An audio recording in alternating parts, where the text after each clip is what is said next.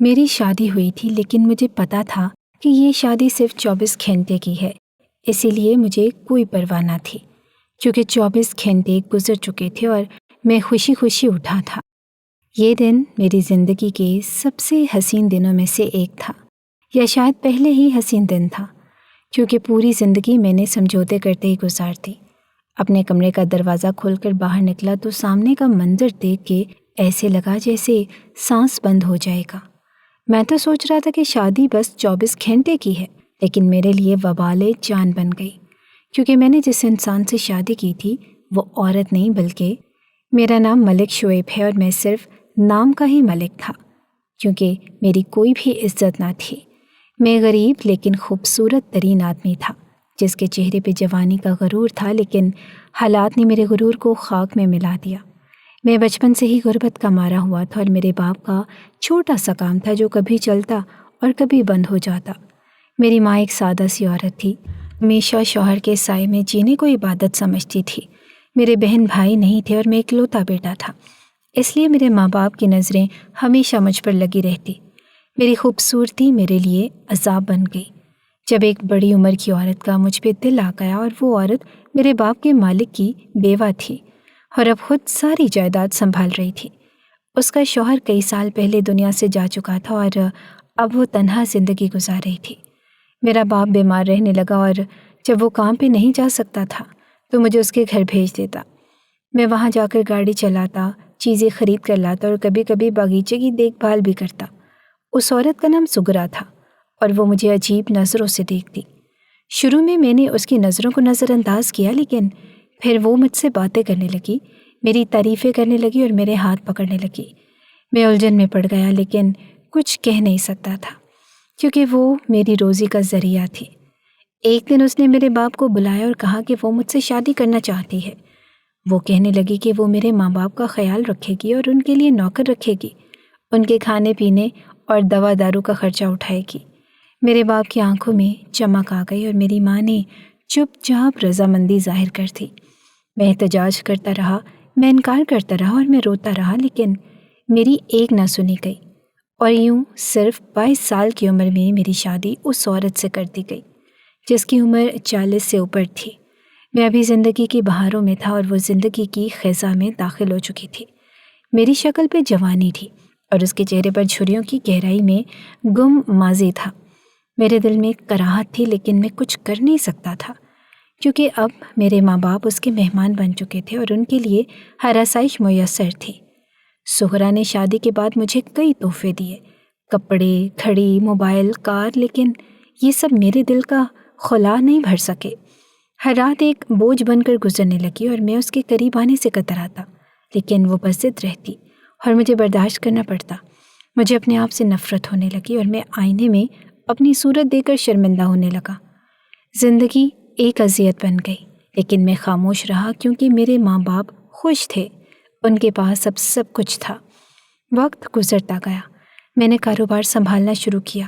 سغرا نے مجھے اپنے شوہر کی کمپنی کا انچارج بنا دیا۔ آہستہ آہستہ میں کاروبار میں ماہر ہوتا گیا اور کچھ ہی سالوں میں کمپنی کو نفع میں لے آیا۔ اب حالات بدل گئے تھے، میرے پاس گاڑیاں تھیں، بنگلہ تھا، پیسے تھے اور خادم تھے، لیکن دل میں سکون نہ تھا۔ سغرا پہلے سے زیادہ بوڑھی ہو چکی تھی اور وہ اکثر اپنے رشتہ داروں یا دوستوں کے ہاں چلی جاتی اور گھنٹوں وہاں رہتی۔ گھر میں اس نے ایک نوکرانی رکھی ہوئی تھی جو خود اس کی عمر کی تھی۔ ان دونوں کی باتوں میں میں کبھی شریک نہیں ہوتا تھا۔ وہ اپنی دنیا میں مگن رہتی اور میں اپنی تنہائی میں۔ سغرا نے میرے نام اپنی ساری جائیداد کر دی کیونکہ ہماری کوئی اولاد نہ تھی اور اب اس عمر میں امید بھی نہ تھی۔ میں نے کبھی سغرا کو کچھ نہیں کہا، لیکن دل میں اس کے لیے محبت نہ تھی اور نہ ہی کبھی پیدا ہوئی۔ میرے لیے وہ ایک زبردستی کا رشتہ تھی جو میرے سروں پہ مسلط کر دیا گیا۔ مجھے اس بات کا دکھ نہیں تھا کہ وہ مجھ سے بڑی تھی، دکھ تو اس بات کا تھا کہ وہ میرے ماں باپ نے مجھے اپنی ضرورتوں کے عوض بیچ دیا۔ وہ کہتے تھے کہ ہم نے تمہاری بہت قربانی دی، اب تم ہمارا سہارا بنو، اور سغرا تمہیں سہارا دے رہی ہے تو کیا برا ہے۔ میں تو ان کی باتیں سن کر خاموش ہو جاتا، لیکن دل میں ایک آتش فشاں پکتا رہتا۔ میں اکثر باہر چلا جاتا، دوستوں سے ملتا، ریسٹورنٹس میں وقت گزارتا، لیکن کسی سے اپنا دکھ نہیں کہتا۔ میں لوگوں کے بیچ ہنستا مسکراتا لیکن دل میں ایک اداسی کا پہاڑ لیے بھرتا۔ مجھے کبھی کبھی لگتا کہ میری زندگی کا کوئی مقصد ہی نہیں، بس ایک گھڑی کی سوئی کی طرح چل رہی ہے جس کا کوئی کنارہ نہیں۔ میں نے کئی بار سوچا کہ سغرا سے علیحدگی اختیار کر لوں، لیکن پھر یہ سوچ کر رک جاتا کہ اگر میں نے ایسا کیا تو میرے ماں باپ کا کیا ہوگا؟ ان کے لیے اب یہ سب کچھ معمول بن چکا تھا۔ وہ اس آسائش کے عادی ہو چکے تھے، اور اگر میں نے سب کچھ چھوڑ دیا تو وہ دوبارہ اس غربت میں نہیں جا پائیں گے۔ میری ماں مجھے کہتی کہ سغرا تمہیں بیٹے کی طرح سمجھتی ہے اور تمہیں بہت چاہتی ہے۔ میں ہنستا اور کہتا کہ بیٹے سے شادی کون کرتا ہے؟ وہ چپ ہو جاتی اور کہتی کہ تم نافرمان ہو گئے ہو۔ مجھے اپنے نافرمان ہونے کا طعنہ ہر بار سہنا پڑتا، لیکن میں کیا کرتا؟ میرے پاس سب کچھ تھا لیکن دل میں کچھ بھی نہ تھا۔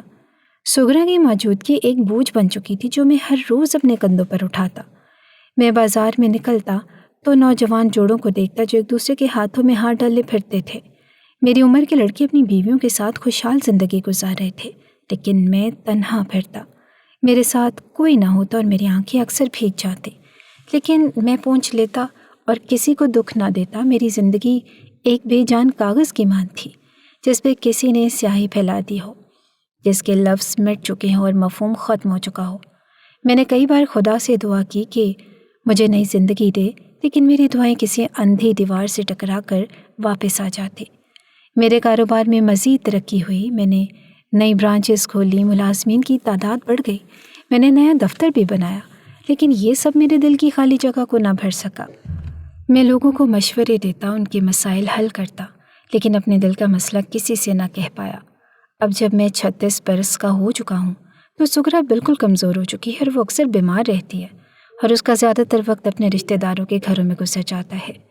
اس نے گھر میں اب رہنا کم کر دیا ہے اور میں اب ایک ایسے گھر میں رہتا ہوں جہاں ہر چیز ہے لیکن محبت کا نام و نشان تک نہیں، جہاں خادمہ ہے، نوکر ہے، سہولیات ہیں، لیکن ایک دل سے جڑی ہوئی بیوی نہیں ہے۔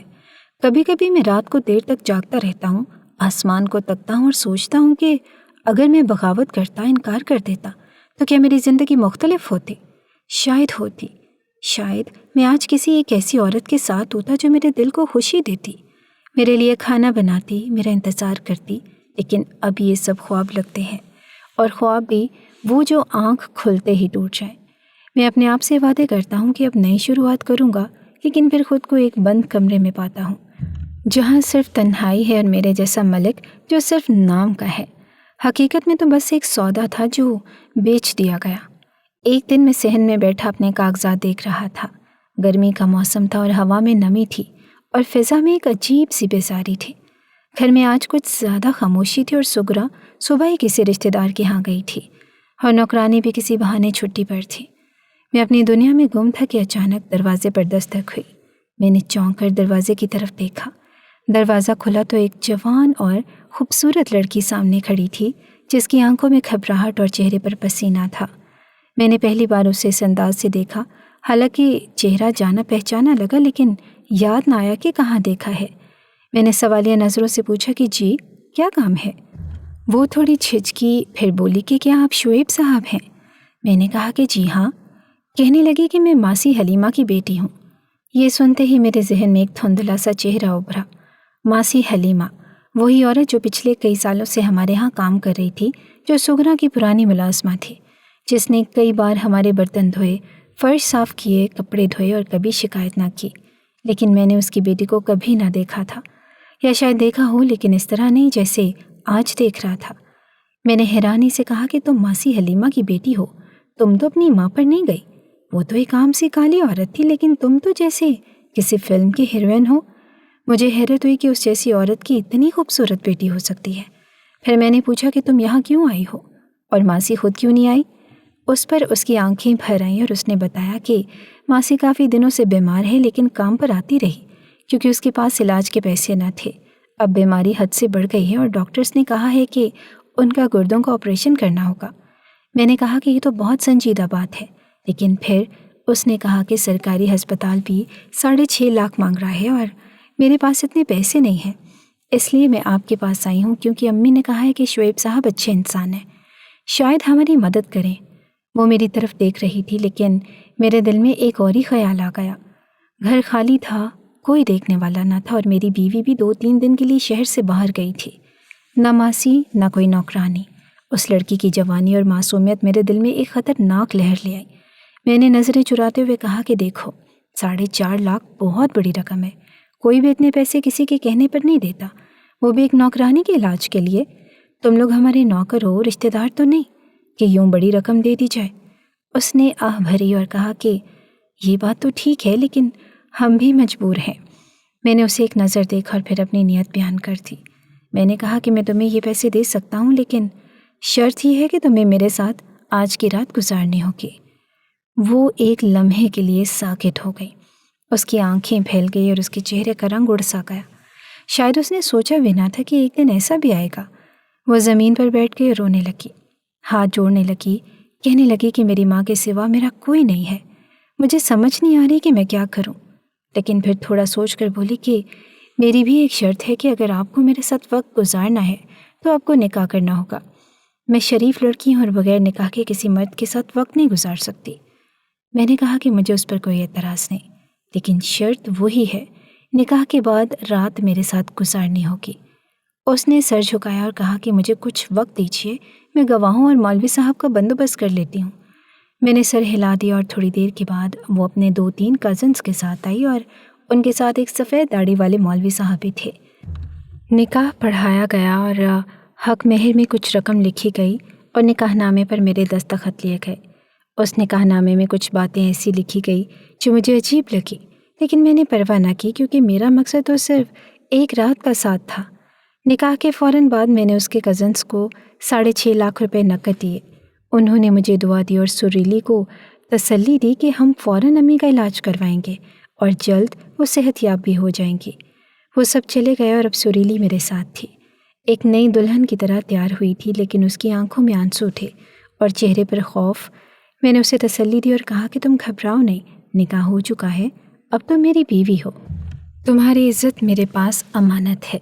وہ کچھ دیر تک خاموش رہی اور پھر دھیرے دھیرے میری باتوں سے نرم ہونے لگی۔ میں نے پہلی بار کسی جوان اور خوبصورت لڑکی کے ساتھ شادی کی تھی۔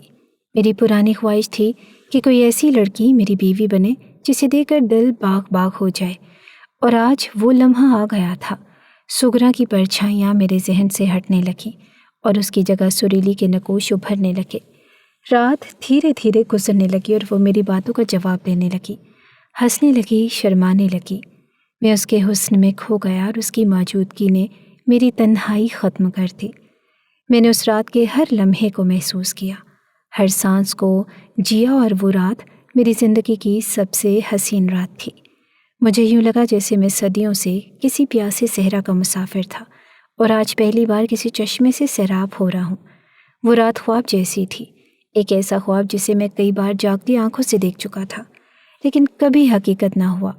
اب وہ حقیقت میرے سامنے تھی اور سریلی میری بیوی تھی، کم از کم اس رات کے لیے ہی صحیح، لیکن تھی میری بیوی۔ اس کی موجودگی میرے دل پر جیسے مرہم رکھ رہی تھی۔ میں نے اسے بتایا کہ میرے دل میں ہمیشہ یہ خواہش تھی کہ کسی جوان خوبصورت لڑکی سے میرا نکاح ہو، اور خدا نے میری سنی ہے۔ شاید تو میری قسمت کا وہ موڑ ہو جس نے میری پرانی محرومیاں ختم کی ہیں۔ اس نے میری باتوں کا جواب ایک ہلکی سی مسکراہٹ سے دیا اور پھر ہم دونوں خاموشی سے اس رات کو جیتے رہے، ایک ایسی رات جو میرے دل میں ہمیشہ کے لیے نقش ہو گئی۔ اب صبح قریب تھی، ہم دونوں نے مل کر فجر کی اذان سنی اور اس نے کہا کہ وہ تھوڑی دیر بعد جائے گی تاکہ اس کی ماں کا علاج شروع کیا جا سکے۔ میں نے اس سے وعدہ کیا کہ اگر اس کی ماں ٹھیک ہو جائے تو ہم اس نکاح کو ہمیشہ کا بنا سکتے ہیں۔ اس نے کچھ نہیں کہا اور صرف مجھے دیکھا اور خاموش ہو گئی۔ اس خاموشی میں ہزار باتیں تھیں اور ان باتوں میں ایک امید بھی تھی، ایک ایسی امید جو شاید دوبارہ لوٹ کر نہ آئے۔ لیکن اس لمحے ہم دونوں اس ایک رات میں بندھے ہوئے تھے اور وہ رات میری زندگی کی سب سے خوبصورت رات بن چکی تھی۔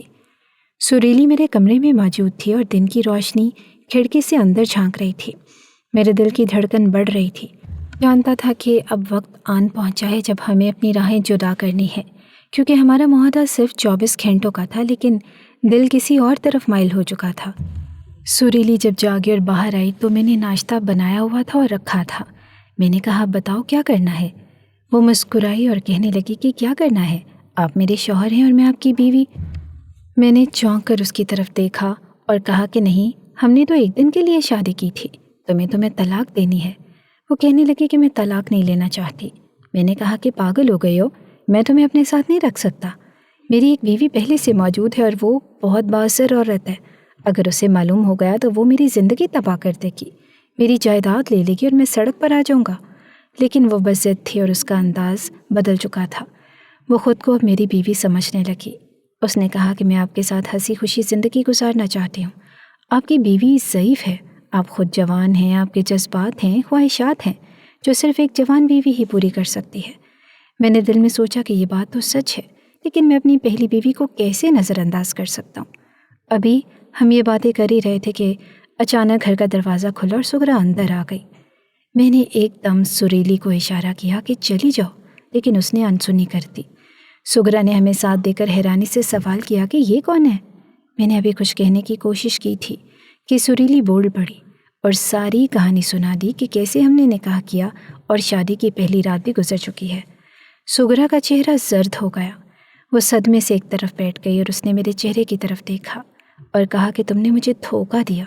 میں تم پر بھروسہ کرتی تھی، تمہیں سب کچھ سونپ دیا اور ایک ایک پیسے کا بھی حساب نہیں مانگا۔ تمہیں میرے شوہر کے ترکے کے مالک بنایا اور تم نے مجھے یوں دھوکہ دیا۔ میری آنکھوں کے سامنے اندھیرا چھا گیا اور میں نے سغرا کو سنبھالنے کی کوشش کی، لیکن وہ رونے لگی اور پھر اس نے میرے تمام اخراجات گنوانے شروع کر دیے۔ کہا کہ 80,000 کے پرفیوم، 2 لاکھ کا موبائل، مہنگی گاڑیاں سب میں نے تمہیں دے دیے۔ تم اپنے دوستوں پر پیسے لوٹاتے تھے اور میں نے کبھی زبان نہیں کھولی۔ میں نے دل میں سوچا کہ واقعی اس نے مجھے بہت کچھ دیا، لیکن میں نے اس کا دل توڑ دیا۔ سریلی خاموش کھڑی تھی اور میں نے غصے سے اسے دیکھا کہ تمہیں کیا ضرورت تھی بولنے کی، لیکن وہ بڑے اطمینان سے بولی کہ میں نے کوئی غلط بات نہیں کی، میں آپ کی بیوی ہوں اور میرے حقوق ہیں۔ میں نے سغرا کو دیکھتے ہوئے کہا کہ میں ابھی اسے طلاق دے دیتا ہوں، لیکن سغرا نے طنز انداز میں ہنسی اور کہا کہ اب دیر ہو چکی ہے۔ اس نے نکاح نامہ نکالا اور میرے ہاتھ میں تھما دیا۔ میں نے جب نکاح نامہ پڑھا تو میرے ہوش اڑ گئے۔ اس میں صاف صاف درج تھا کہ اگر میں اس لڑکی کو طلاق دیتا ہوں تو مجھے 7 کروڑ روپے نقد ادا کرنا ہوں گے۔ اس کے علاوہ یہ بنگلہ بھی اور اس کے حوالے کرنا ہوگا اور 50 تولے سونا بھی دینا ہوگا۔ میرے دستخط اس پر موجود تھے اور اس وقت مجھے یاد آیا کہ نکاح کے وقت میں نے جلدی میں سب کچھ دیکھے بغیر دستخط کیے تھے۔ سریلی نے موقع کا فائدہ اٹھا کر یہ تمام شرطیں نکاح نامے میں درج کروا لی۔ سغرا نے جب یہ نکاح نامہ دیکھا تو اس کا غصہ ٹھنڈا ہونے لگا، کیونکہ اب اسے احساس ہو گیا کہ میں بھی بے وقوفی میں پھنس گیا ہوں۔ لیکن اس نے کہا کہ یہ سب تمہاری ہی غلطی ہے، تم نے پیسے کی لالچ میں آنکھیں بند کر کے سب کچھ کیا اور تم نے اس نوکرانی کی بیٹی کو اپنی زندگی میں جگہ دی، اب بھگتو۔ میں خاموش ہو گیا کیونکہ میرے پاس کہنے کو کچھ بھی نہ تھا۔ میں اندر سے ٹوٹ چکا تھا اور میری زندگی جو پہلے ہی بے مقصد تھی اب برباد ہو چکی تھی۔ میں نے صرف ایک رات کے لیے ایک جوان لڑکی کو اپنایا، لیکن اب وہ میری بیوی بن کر میرے سب کچھ کی مالکن بن گئی تھی۔ اب نہ میں سغرا کو منا سکتا تھا، نہ سریلی کو چھوڑ سکتا تھا، نہ جائیداد بچی نہ عزت۔ میں نے سوچا کہ اگر میں نے سریلی کو طلاق دی تو مجھے سب کچھ چھوڑنا پڑے گا، اور اگر نہ دی تو سغرا مجھے چھوڑ دے گی۔ میری زندگی ایک ایسے جال میں پھنس چکی تھی جس سے نکلنا ناممکن لگ رہا تھا۔ سریلی خاموشی سے اٹھ کر کمرے میں چلی گئی، دروازہ بند کیا اور تھوڑی دیر بعد واپس آئی اور سیدھے میرے سامنے آ کر کھڑی ہو گئی۔ اس نے بے حد سنجیدگی سے کہا کہ یہ میرا کمرہ ہے، یہ میرا گھر ہے اور میں یہاں بیوی بن کر آئی ہوں۔ اگر مجھے نکالنا ہے تو کچھ نکاح نامے میں لکھا ہے وہ میرے حوالے کر دو، ورنہ میں یہیں رہوں گی۔ اس نے ایک اور بم پھوڑ دیا کہ میں نے پولیس کو بھی پہلے ہی رپورٹ کروا دی ہے کہ اگر مجھے کوئی نقصان ہوا یا مجھ سے کوئی حملہ ہوا تو اس کے ذمہ دار تم دونوں ہوگے۔ میں اور سغرا ایک دوسرے کی شکل دیکھنے لگے کہ ہمیں تو سمجھ آ گئی تھی کہ یہ لڑکی ہمیں پوری طرح قابو میں لانا چاہتی ہے۔ ہم نے کسی طرح سے جاننے کی کوشش کی کہ کیا یہ سب کچھ صرف اتفاق تھا یا کسی منصوبے کے تحت ہوا۔ کچھ دنوں کی کھوج بین کے بعد یہ عقدہ بھی کھل گیا کہ اس کی ماں جو بظاہر ایک شریف عورت بن کر ہمارے گھر کام کرتی رہی، اصل میں اسی سازش کا حصہ تھی۔ اس کی ماں بیمار بھی نہ تھی بلکہ مکمل صحت مند تھی۔ انہوں نے جان بوجھ کر جھوٹ بولا تاکہ ہمارے دل میں رحم جاگے اور ہم مجبور ہو جائیں کسی مدد کی طرف بڑھنے کو۔ ہم نے جب اس کی سرگرمیوں کا جائزہ لینا شروع کیا تو پتہ چلا کہ وہ عورت کام کے ساتھ ساتھ ہماری زندگی کا باریک بینی سے مشاہدہ کرتی رہی۔ ہمارے رہن سہن، ہمارے معمولات، ہمارے جھگڑے، ہماری بات چیت، سب اس کی نظروں میں رہا۔ और इसी बुनियाद पर उन्होंने ही मंसूबा बनाया कि मेरे और सुगरा के बीच उम्र और मिजाज का फ़र्क है, लड़ाई झगड़े रहते हैं, शौहर बीवी के बीच खला है और इसी खला में सुरीली को धकेल दिया जाए और फिर वो एक दिन की दुल्हन बनकर करोड़ों की मालिक बन जाए। लेकिन उनके अंदाजे शायद इतने दुरुस्त ना निकले जितने उन्होंने समझे थे। वो सोच बैठी थी कि मैं तलाक दूंगा और माल समेट कर ये लड़की चली जाएगी, लेकिन मामला उल्ट हो गया। सुगरा ने एक दिन बैठे बैठे मुझे एक राय दी कि तुम्हें समझना होगा कि सुरीली ने ये निकाहनामा ऐसी ही किसी सूरत हाल के लिए तैयार करवाया था। उसे यकीन था कि तुम उसे साथ नहीं रखोगे और तलाक दोगे और वो शराइत के मुताबिक सब कुछ वसूल कर लेगी। लेकिन तुम अगर उसे तलाक ही ना दो तो ये सारा खेल रुक जाएगा, क्योंकि जायदाद, सोना, घर सब उसी वक्त उसके नाम होगा जब तुम उसे छोड़ोगे। इस बात में वज़न था। मैंने गौर किया तो वाकई मामला सीधा हो गया। मुझे सिर्फ उसे अपने पास रखना था और माली नुकसान से बचना था। मैंने सुगरा से कहा कि बात तो ठीक है, लेकिन मैं उस लड़की के साथ नहीं रह सकता। सुगरा ने तंजिया मुस्कुराहट के साथ कहा कि तुम रहना चाहते हो, इसीलिए तो निकाह किया था। तुम्हारे जज्बात उसके लिए जागे थे। तुमने एक रात उसी के साथ गुजारी और मैं शर्मिंदा होकर खामोश हो गया। मुझे खुद से नफ़रत होने लगी, लेकिन अब पछतावे का फ़ायदा ना था। सुगरा ने कहा कि चाहे तुम्हें पसंद हो या ना हो, तुम्हें उसे अपने साथ रखना होगा, क्योंकि यही वाहिद रास्ता है बचने का। हम दोनों ने एक हिकमत अमली बनाई और एक दिन बैठकर सुरीली से कहा कि तुम्हें तलाक नहीं दे रहे, तुम हमारी बहू हो, तुम्हारा ये घर है और तुम यहाँ रहो, खाओ पियो, कपड़े पहनो, काम करो, ऐश करो, तुम्हें कोई निकालने वाला नहीं। हमने उसका दिल रखने की कोशिश की, लेकिन उसके चेहरे के तासुरात साफ ज़ाहिर कर रहे थे कि वो मायूस हो चुकी है और उसका प्लान नाकाम हो चुका था। उसे यकीन था कि हम उसे बाहर निकालने के लिए हर शर्त मान लेंगे। लेकिन अब जब हमने पलटकर कहा कि नहीं, तलाक नहीं देंगे, तो वो चुप हो गई। चंद दिनों में वो भी हमारी ज़िंदगी का हिस्सा बन गई और एक तरफ सुगरा अपनी इज़्ज़त बचाने के लिए उसे बर्दाश्त करने लगी और दूसरी तरफ मैं माली नुकसान से बचने के लिए खामोश रहने लगा।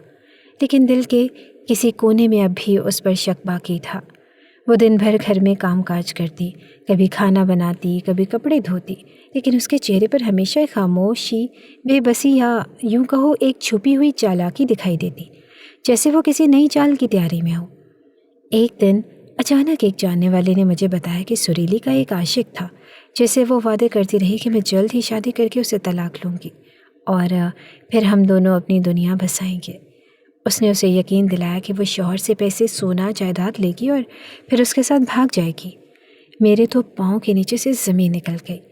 मैंने तहकीक की तो कुछ तस्वीरें और पुराने मैसेजेस भी मिले जिनमें वो अपने उस आशिक को मोहब्बत के दावे करती दिखाई दी थी। उसने साफ अल्फाज में लिखा था कि मैं सिर्फ एक दिन की दुल्हन बनकर सब कुछ समेटने आई हूँ और फिर तुम्हारे साथ नई ज़िंदगी शुरू करूँगी। उस इंकिशाफ ने मेरे दिल को तोड़ कर रख दिया। मैंने सोचा कि किस तरह की लड़की को मैंने अपनी ज़िंदगी में जगह दी, जो शुरू से ही झूठ बोलकर मेरे करीब आई और मुझे तबाह करने का मंसूबा बनाकर आई थी।